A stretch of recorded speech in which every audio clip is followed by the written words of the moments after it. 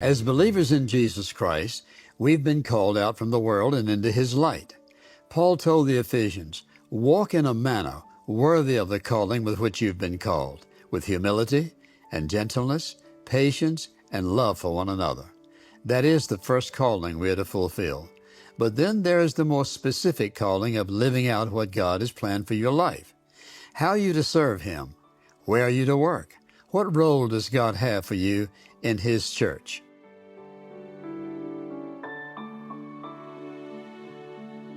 Well, let me ask you a question. First of all, why did you ignore him? You need to think about that.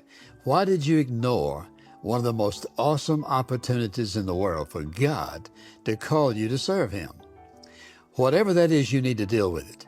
You need to confess it and to repent of it, and to ask God to forgive you for moving in a direction that was totally opposite from his will and purpose and plan for your life. You see, when he calls you, he always calls you with a promise. God's full of wonderful promises. For example, he says in Proverbs 3, 5, and 6, trust in the Lord with all your heart. Lean not to your own understanding. In all your ways acknowledge him. He will direct your path.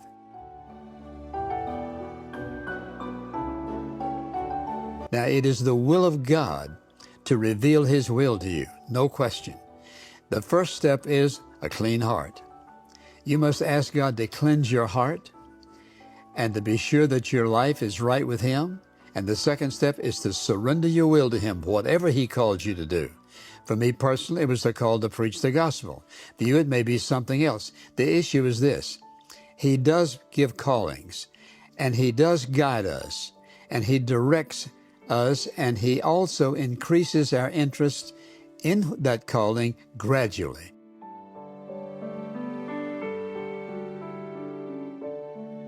Are you willing to do whatever God calls you to do? You have to answer that. Secondly, is there anything that pops up in your mind when I mention the fact of being willing to do anything?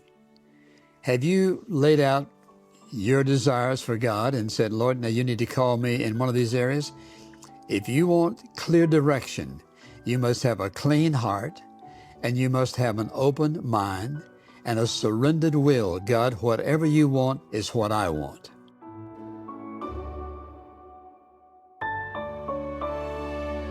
If there are doubts, identify them. For example, let's say he called you to preach and you said, well, Lord, I can't go to school.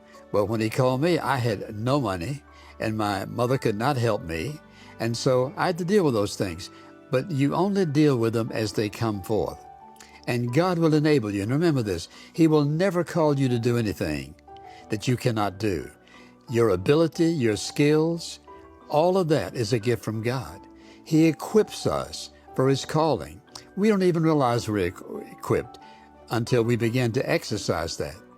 When you begin to move in the direction that he's calling you, those desires become stronger and stronger.